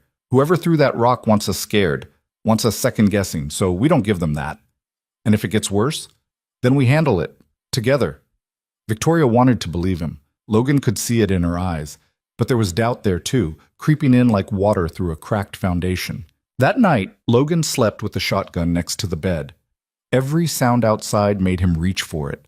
The wind, a coyote, the settling of old wood. He didn't sleep much. The second incident came 3 days later. Logan was fixing the north fence again when he smelled smoke. He looked back toward the house and saw it rising from the barn, black and thick. He ran. By the time he got there, the fire had already eaten through half the hay storage. He grabbed the hose, turned it on full blast, but it wasn't enough. The flames were too big, too fast. He could hear the horses screaming inside. Victoria came running from the house. "What do I do?" "Get the horses out. Back door. Go." She didn't hesitate. Ran straight into the smoke while Logan fought the fire from the front. The heat was insane. It felt like standing next to the sun. He could hear timbers cracking overhead. The whole structure was going to come down. Victoria came out leading 2 horses. Went back for the third. Logan kept hosing down the flames, trying to keep them from spreading to the main support beams. His lungs burned, his eyes watered. He couldn't see more than a few feet in front of him. Then Victoria was there again, pulling him back. "We have to go. It's coming down." "The tack room, it's gone. Move." They stumbled away from the barn just as the roof collapsed. The sound was like thunder. Flames shot 30 feet into the air. Logan stood there watching a year's worth of hay go up in smoke along with every piece of equipment he couldn't afford to replace. The volunteer fire department showed up 20 minutes later. By then, there wasn't much left to save. They hosed down the smoldering ruins and made sure it didn't spread to the house. The fire chief, a man named Tom who'd gone to school with Sarah, pulled Logan aside. "This wasn't an accident," Tom said. "I know. You got any idea who'd do this?" Logan thought about the note, the broken window. "Maybe." "You need to call the sheriff. This is arson. It's serious." "I will." But Logan wasn't sure calling the sheriff would help. Whoever was doing this knew what they were doing, knew how to hit where it hurt. And they were just getting started. Sheriff Dawson showed up that evening, mid-50s, weathered face, eyes that had seen too much. He took statements from Logan and Victoria, examined the barn ruins, found evidence of accelerant near the back door where the fire had started. "Someone wanted this to burn," Dawson said. "Question is why?" "Revenge," Logan said. "For what happened with the Hales." Dawson nodded. "I figured. You've been all over the news. Lots of people have opinions about what you did." "Opinions aren't crimes." "No, but arson is. So is vandalism. So is making threats." Dawson pulled out a notebook. "I'm going to be straight with you, Logan. I don't have the resources to put someone on your property 24/7, but I can increase patrols, make sure deputies swing by a few times a night." "That's it? Unless you can give me a name or a description, yeah, that's it." Logan wanted to argue, wanted to demand more. But he knew Dawson was right. Small town, small budget, limited options. After the sheriff left, Logan walked the property, checked every fence line, every gate, every possible entry point. Victoria found him an hour later standing in the ruins of the barn, staring at the charred wood. "We should leave," she said quietly. Logan turned. "What?" "We should take Macy and go, somewhere they can't find us, start over." "Running didn't work for you before." "This is different. This isn't my father or Marcus. This is random people with grudges and gasoline. We can't fight that. So we just give up, let them win. I'm trying to keep you safe." "I don't need you to keep me safe. I need you to trust that we can handle this." Victoria's voice rose. "How? How do we handle someone burning down our barn in the middle of the night? How do we handle Macy being terrified every time she hears a car pull up? How do we handle—" She stopped, took a breath. When she spoke again, her voice was quieter. "I can't watch someone else I care about get hurt because of me." Logan stepped closer. "Someone else?" She looked away. "My mother died because my father worked her to death. Stress, exhaustion. She had a heart attack in her office at 47, and I couldn't stop it. I was 17, and I couldn't stop it." "That wasn't your fault." "Wasn't it? I knew what he was doing to her. I saw it every day, and I did nothing." "You were a kid." "I was a coward." Her hands were shaking again. "And I'm still a coward, because all I know how to do is run when things get hard." Logan took her hands, held them steady. "You're not running now." "I'm trying to." "But you're still here." "That's not cowardice. That's something else." "What?" "I don't know yet, but it's not running." They stood there in the ruins. Around them, the evening was settling in. Crickets, distant bird calls, the smell of ash and burned wood. Victoria leaned her head against Logan's shoulder. He put his arm around her. Neither of them said anything else. Sometimes words didn't help. The third incident came a week later. Logan was driving Macy to school when he noticed the truck's brakes weren't responding right. He pumped them. Nothing. The pedal went straight to the floor. "Daddy?" Macy's voice was small. "It's okay, baby. Hold on." Logan downshifted. The engine screamed, but the truck slowed. He aimed for the shoulder, hit the gravel, used the emergency brake. The truck fishtailed but held. They came to a stop 20 feet from a telephone pole. Logan's heart was hammering. His hands were locked on the wheel. Macy was crying in the passenger seat. "Are we okay?" she asked. "We're okay." He got out, checked under the truck.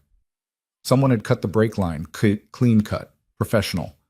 This wasn't random vandalism anymore. This was attempted murder. Logan called Victoria, told her what happened. She was there in 15 minutes. Dale came with her.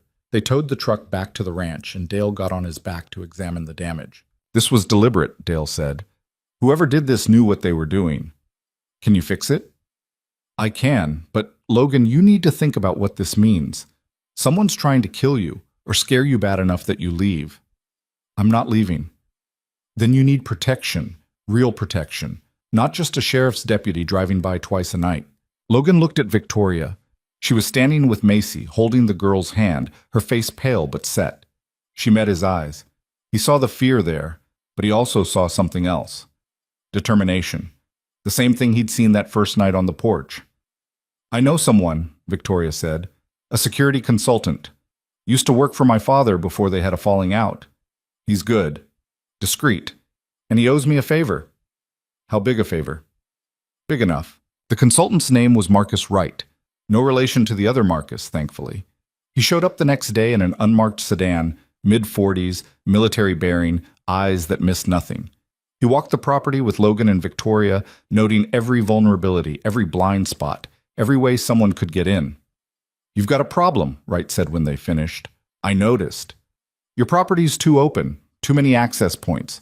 Whoever's doing this can come and go without being seen. What do you suggest?" Wright pulled out a tablet, showed them a security plan. Motion sensors, cameras, reinforced locks, a panic button system tied directly to the sheriff's office.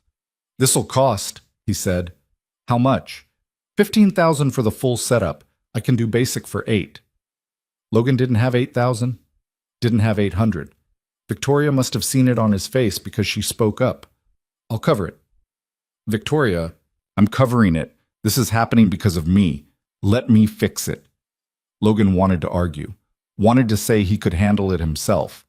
But he couldn't, and pride wasn't worth Macy's life. "All right," he said, "full setup." Wright nodded. "I'll have it installed by end of week." True to his word, Wright's team worked fast. Cameras went up on every corner of the property. Motion sensors covered the perimeter. New locks on every door. Reinforced glass in the windows. By the time they finished, the ranch looked like a fortress. "This should keep casual troublemakers out," Wright said. "But if someone's serious, determined, well-funded, they'll find a way in," Logan finished. "Yeah. Then we stay alert. And armed." Logan already was. The cameras worked. 3 nights after installation, they caught someone trying to climb the fence near the back pasture. Logan saw it on the monitor, grabbed the shotgun, and was out the door in 30 seconds. By the time he got there, the person was gone. But they'd left something behind. A can of spray paint. The message on the fence was simple. Traitors. Logan called it in. Sheriff Dawson came out, took photos, filed a report. But without a clear image of the person's face, there wasn't much he could do. "We're working on it," Dawson said. "But Logan, you've got to understand. Whoever's doing this is escalating. First it was vandalism, then arson, then attempted murder. Next time I'll be ready." Dawson looked at him hard. "Don't do anything stupid." Wasn't planning on it. But Logan was planning something. He just wasn't sure what yet. That night, he and Victoria sat in the living room after Macy went to bed. The house was quiet except for the hum of the new security system. Victoria had a legal pad in front of her, writing something. "What's that?" Logan asked. "A list." "Of what?" "Everyone who might want revenge. My father's business partners, Marcus's investors, people who lost money when they got arrested." She tapped the pen against the paper. "Problem is, it's a long list." "How long?" 43 names so far." Logan whistled. "That's a lot of enemies." "My father didn't get rich by making friends." "Any of them stand out?" Victoria circled 3 names. "These are the ones who lost the most. Combined, they're down about 200 million. "That's motive." "It is. But none of them would do the dirty work themselves. They'd hire someone." "So we're looking for hired muscle." "Probably." Logan thought about it. "The brake line. That was professional work. Whoever cut it knew what they were doing." "A mechanic? Or someone with military training?" Victoria looked up. "You think this is more than just angry investors?" "I think someone's coordinating this. The timing's too perfect. The escalation too calculated." "So what do we do?" "We find out who's behind it, and we end it." "How?" Logan stood, paced. "Your father and Marcus are in jail, but they still have access to phones, lawyers, visitors. What if they're orchestrating this from inside?" Victoria shook her head. "They're in federal custody. Their communications are monitored."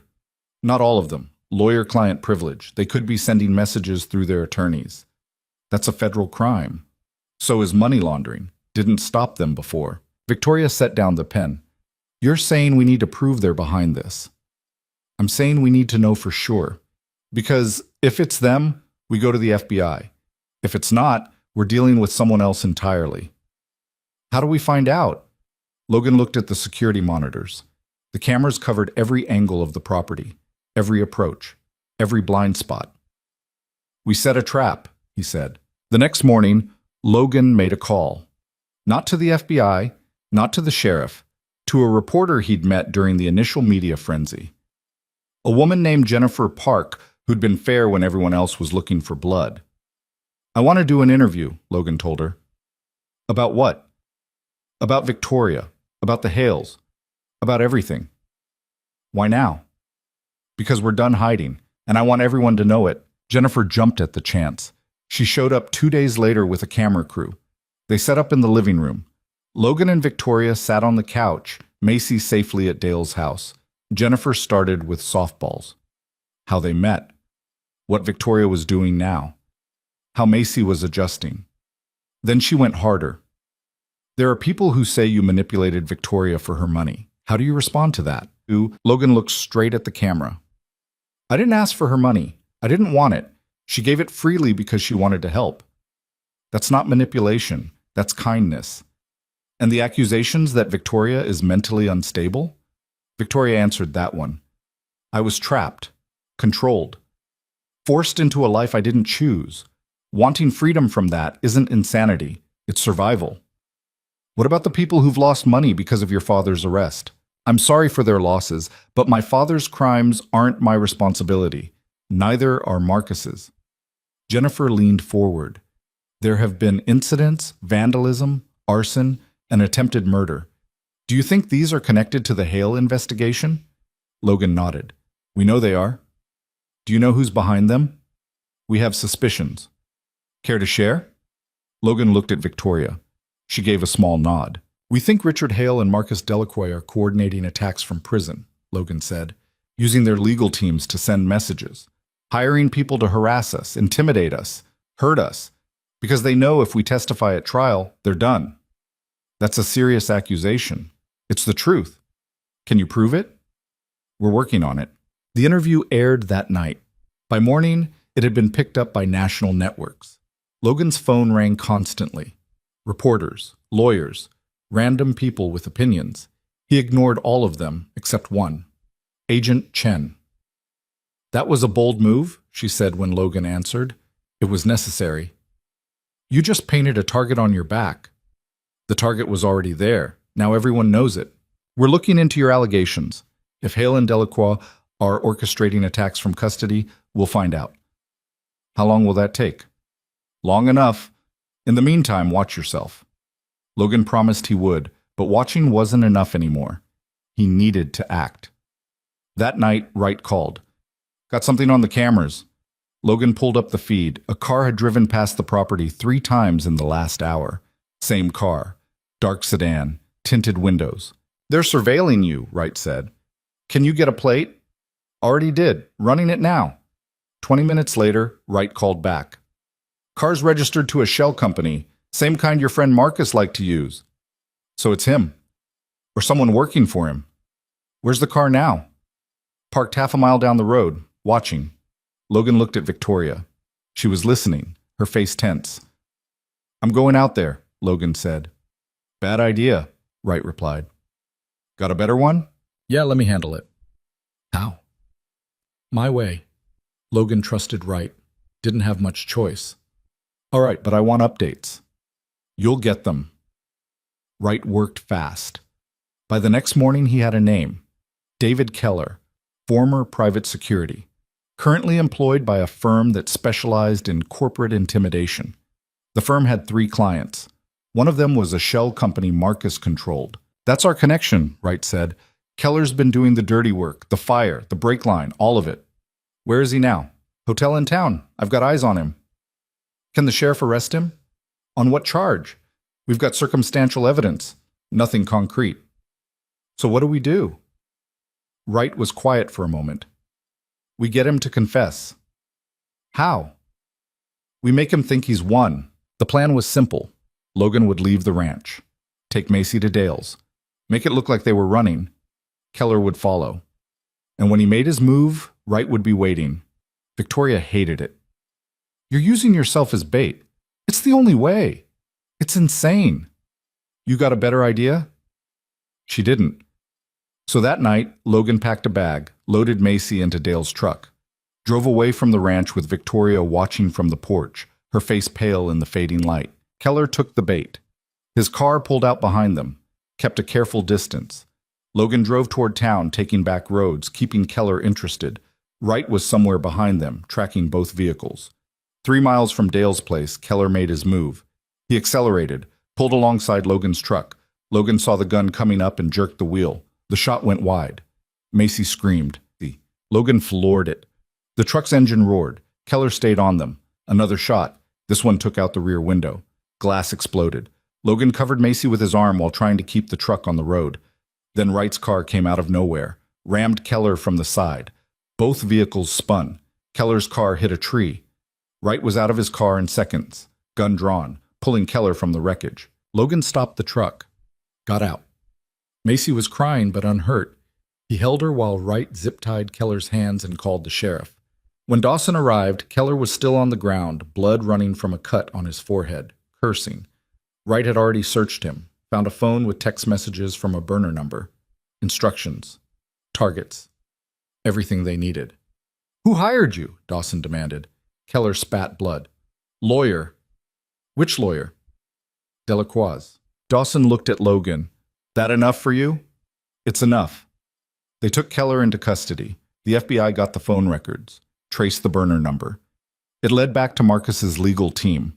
Within 48 hours, 2 attorneys were arrested for conspiracy. Marcus was moved to solitary. His communications were completely cut off. Logan took Macy home. Victoria was waiting on the porch. When she saw them, she ran, grabbed them both, held on like she'd never let go. It's over, Logan said. For now. For good. Without his lawyers, Marcus can't reach anyone. And your father's not stupid enough to try the same thing. Victoria pulled back, looked at him. We won. Yeah, we did. We did. That night, after Macy was asleep, Logan and Victoria sat on the porch. The stars were out. The air was cool. Everything was quiet. What happens now? Victoria asked. We rebuild, fix the barn, get back to normal. Is there a normal for us? Logan thought about it. I don't know, but I'd like to find out. Victoria took his hand. Me too. They sat there until the cold drove them inside. Logan made coffee that neither of them drank. Victoria stared at her hands, the calluses and scars that mapped out the last 2 months of her life. She'd gone from manicured nails and silk dresses to rough palms and work boots. The woman who'd climbed out of that bridal suite felt like a stranger now. You think it's really over? She asked. Logan leaned against the counter. Keller's in custody. Marcus's lawyers are arrested. Your father's isolated. Yeah, I think it's over. But the trial is 6 months away, and when it comes, you'll testify. They'll go to prison, and then it'll really be over. Victoria wanted to believe him, but she'd spent too many years watching powerful men slip through cracks that shouldn't exist. My father's never lost anything in his life. Not a deal, not a lawsuit, nothing. He lost you. The words hung in the air between them. Victoria looked up. Logan's face was tired but certain. That's not the same, she said quietly. Isn't it? You were the one thing he thought he owned completely, and you walked away. That's the biggest loss of all. Victoria felt something shift in her chest. She'd spent so long thinking about escape in terms of survival, getting out, staying hidden, not getting dragged back.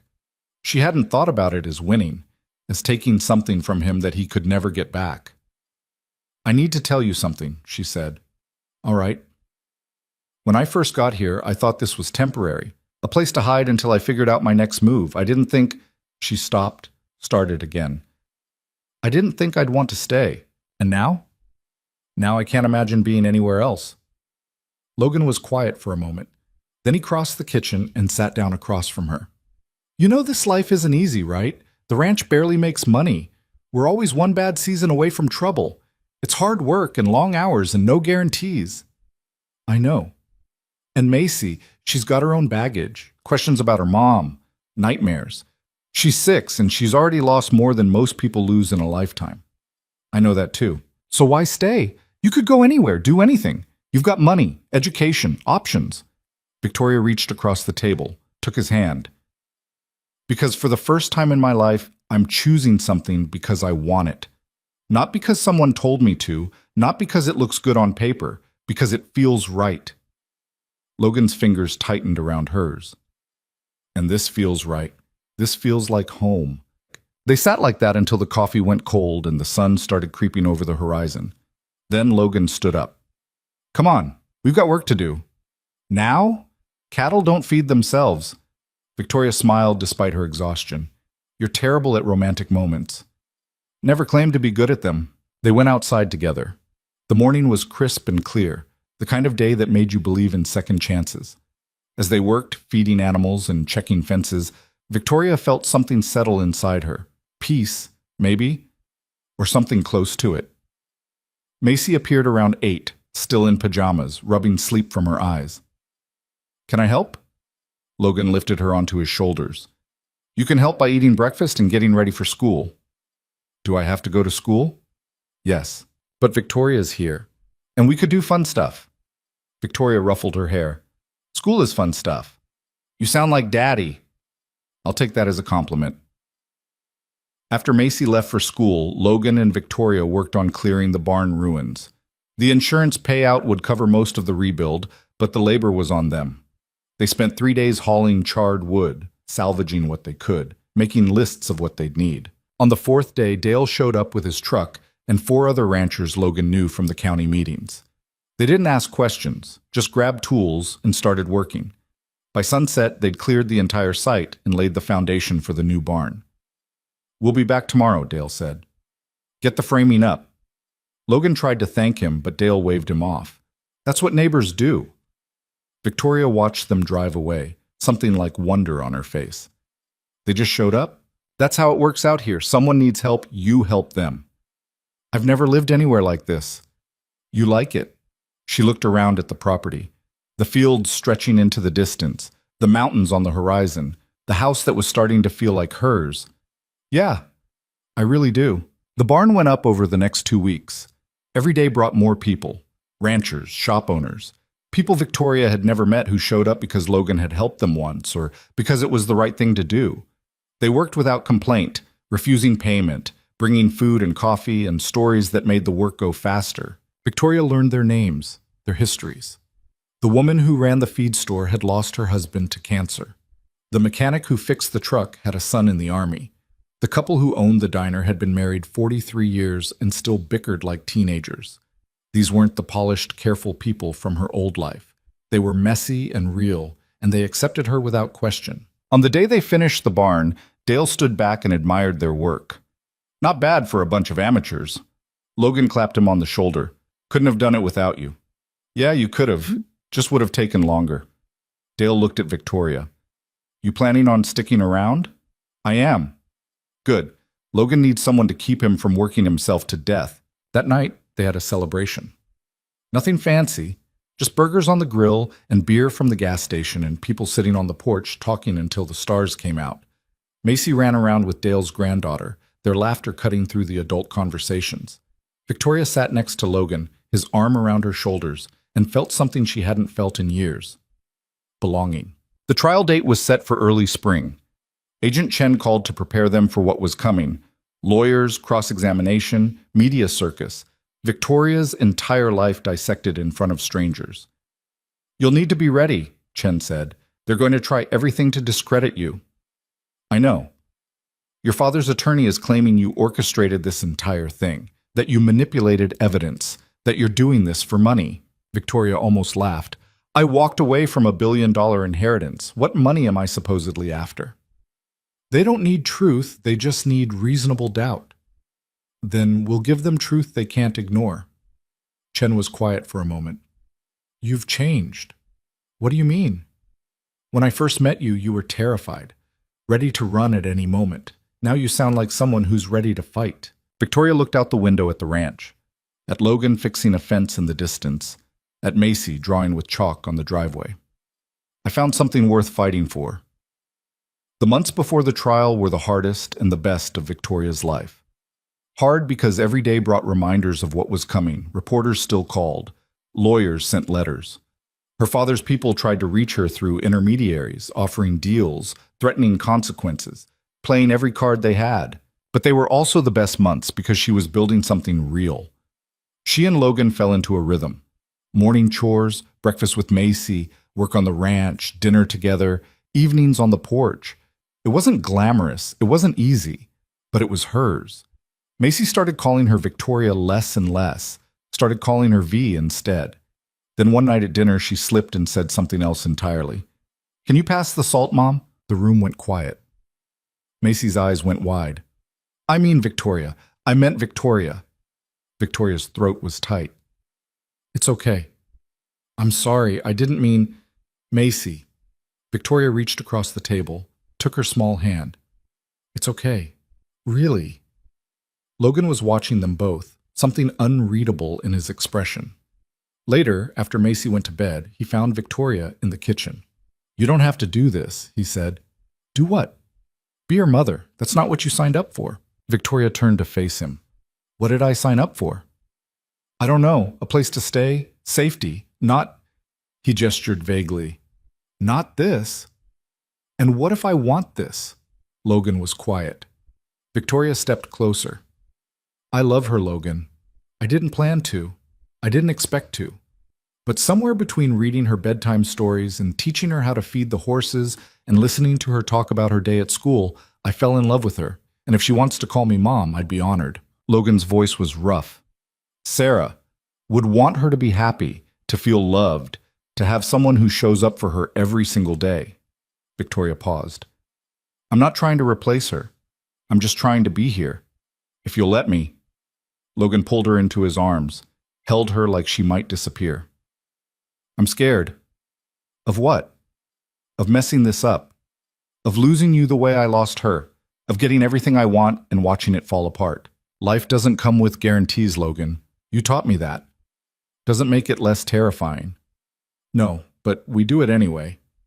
They stood in the kitchen holding each other while the house settled around them. Outside, the wind picked up. Winter was coming, but spring wouldn't be far behind. The trial started on a Tuesday. The courthouse was packed. Media, spectators, people who'd followed the story and wanted to see how it ended. Victoria wore a simple dress and her mother's pearls. Logan sat in the front row with Macy staying with Dale for the duration. Agent Chen was there. Right. The attorneys who'd worked on the case. Richard Hale sat at the defense table looking exactly like he always had. Expensive suit, perfect hair. The face of a man who'd never apologized for anything. He didn't look at Victoria when she entered, didn't acknowledge her at all. Marcus sat at another table, flanked by his own lawyers. He looked thinner, older. Prison had worn him down in ways Victoria hadn't expected. When their eyes met, he smiled. It made her skin crawl. The prosecution went first. They laid out the evidence methodically. Bank records, wire transfers, testimony from Gerald Whitman, who'd been granted immunity in exchange for cooperation. He detailed decades of fraud, money laundering, bribes, deals made in shadows and sealed with threats. When it was Victoria's turn to testify, she walked to the stand with her head high. The prosecutor started with easy questions. Her name, her relationship to Richard Hale, her role in the family business. Then they got harder. Did your father force you into an engagement with Marcus Delacroix? Yes. How? He told me if I didn't marry Marcus, he'd disown me, cut me off completely, make sure I never worked again. And did you believe him? I knew him, so yes, I believed him. What made you decide to run? Victoria looked at her father. He was watching her now. I realized I'd rather have nothing than spend my life as someone's property. The defense attorney came at her hard, questioned her mental state, her motivations, her relationship with Logan, suggested she'd orchestrated the entire thing for money and revenge. Isn't it true you've been living with Mr. Hayes? Yes. And isn't it true you transferred a substantial sum of money to him? To save his ranch? Yes.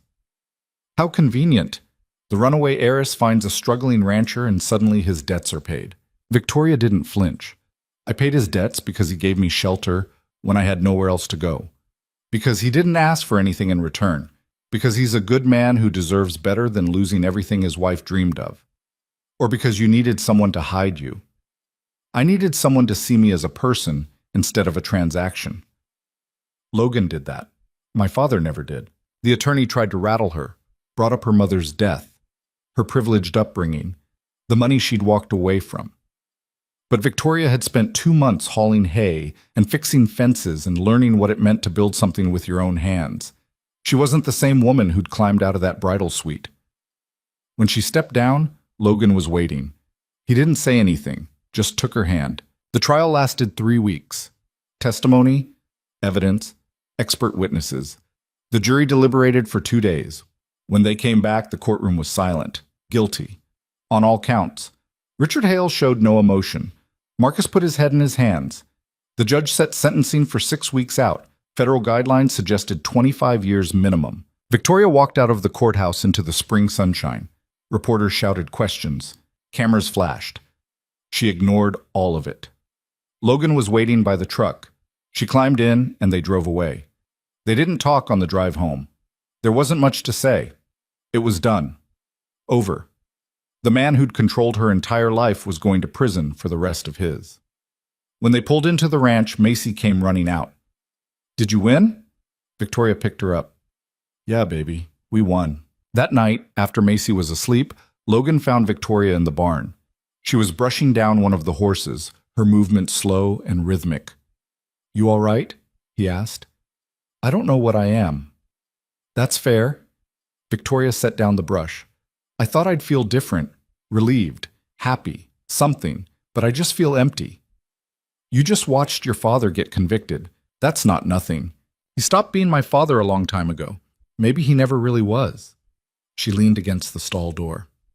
I keep thinking about my mother, about what she'd say if she could see all this. What do you think she'd say? That I'm stronger than she ever was, that I got out when she couldn't.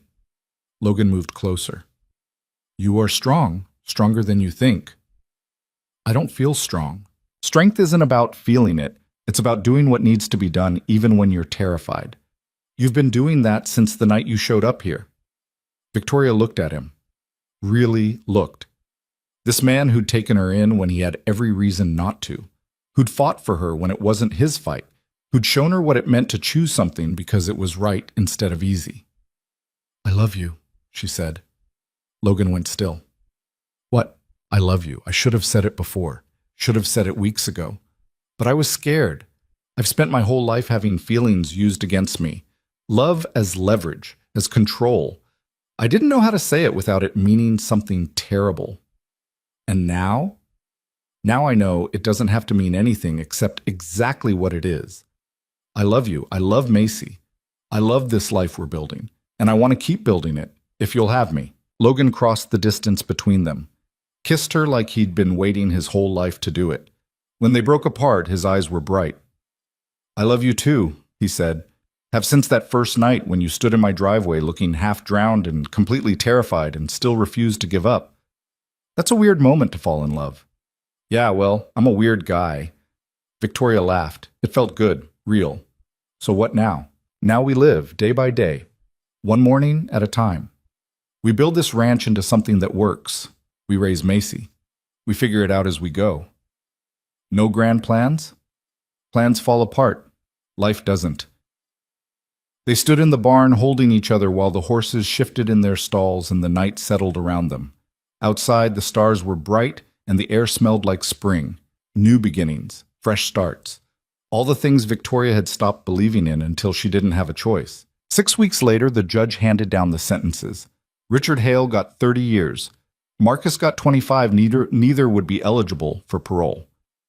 Victoria watched it on the news from Logan's couch, Macy curled up next to her drawing pictures of horses. "Is the bad man gone now?" Macy asked. "Yeah, sweetheart. He's gone." "Good. I didn't like him." "Me neither." Logan came in from the barn, saw them on the couch, smiled. "Dinner in 20 minutes. "Can we have spaghetti?" Macy asked. "We're having chicken." "But I want spaghetti." "Too bad," Macy pouted. Victoria hid a smile. This was life now. Small arguments, dinner negotiations, normal problems with normal solutions. It was everything she'd never known she wanted. That weekend, Victoria made a decision. She called her father's attorney, not Gerald, but the one handling the estate. Told him she was officially renouncing her inheritance. Every penny, every asset, every claim to the Hale empire. "Are you certain?" the attorney asked. "Completely." "That's a substantial amount of money." "I don't want it. Donate it. Set up a foundation. I don't care. Just make sure my name isn't attached to it." "May I ask why?" "Because that money was built on lies and corruption, and I want no part of it." She hung up feeling lighter than she had in months. Logan found her on the porch. "You sure about that?" he asked. "Positive." "That was a lot of money." "I don't need a lot of money. I need this." She gestured at the ranch, the fields, the mountains. "This is enough." Logan sat down next to her. "It's not going to be easy. Running this place, making it profitable. I know. We'll have to work, really work. Long hours, hard labor, probably fail a bunch of times before we figure it out. I'm counting on it." He looked at her. "Why?" "Because easy things don't mean anything. Hard things do. And I want my life to mean something." Logan took her hand. "It already does." Spring turned to summer. They rebuilt the ranch slowly, added new cattle, fixed old equipment. Victoria learned the business side, analyzing costs and revenues, and finding efficiencies her father would have hired a team of consultants to identify. Logan taught her how to read the land, when to plant, when to harvest, how to tell when an animal was sick just by looking at it. Macy grew, started calling Victoria Mom without hesitation, brought home report cards with good grades and stories about friends and questions about everything under the sun. She was happy, really, genuinely happy, and that made everything else worth it. One evening in late July, Logan called Victoria out to the north field. The sun was setting, painting everything gold and orange. He'd set up a blanket, 2 glasses, a bottle of wine that was probably terrible, but he'd tried. "What's this?" Victoria asked. "This is me being romantic. Don't get used to it." She laughed and sat down. Logan joined her. They watched the sunset in comfortable silence. Then Logan reached into his pocket and pulled out a small box. Victoria's breath caught. "Logan, let me say this before I lose my nerve." He opened the box. Inside was a simple ring, no diamond, just a band of silver with tiny engravings. "This isn't fancy. It's not what you deserve. But it's what I can afford, and it's real, and it's from me. It's perfect. I haven't asked yet." "Then ask." Logan took the ring out, held it between them. "Victoria Hale, will you marry me? Will you build this life with me? Will you be Macy's mom and my wife and my partner in all the chaos that comes with trying to make a failing ranch into something that works? Victoria was crying, happy tears, the kind she'd never cried before. Yes. Yes to all of it. Logan slipped the ring on her finger, kissed her while the sun set behind them and the world turned quiet. When they broke apart, Victoria looked at the ring. The engravings were words, small, precise. "What does it say?" she asked. "It's a line from something Sarah used to say. She got it from her grandmother." Logan traced the letters. It says, "Courage is choosing to start again." Victoria felt tears start fresh. "It's beautiful." "So are you." They sat on that blanket until the stars came out. Then they walked back to the house hand in hand, ready for whatever came next. Because that's what courage was. Not the absence of fear, not some grand heroic gesture, just the willingness to keep going when everything fell apart. To start again when starting over seemed impossible. To choose love and hope and hard work over bitterness and safety and the easy path. The wedding was small. Just Dale and his family. Agent Chen. Wright. A handful of neighbors. They got married in the field where Logan had proposed, with Macy as the flower girl and the sunset as their backdrop. No fancy venue, no 100-person guest list, just people who mattered saying words that mattered. When the minister asked if anyone objected, Macy raised her hand. Everyone froze. Then she said, "I object to the part where we have to wait for cake." The crowd laughed. The minister smiled. "Noted. Let's speed this up." They finished the ceremony, kissed, became a family officially instead of just in practice. The celebration lasted until midnight. Simple food, cheap beer, music from someone's truck radio. It was perfect.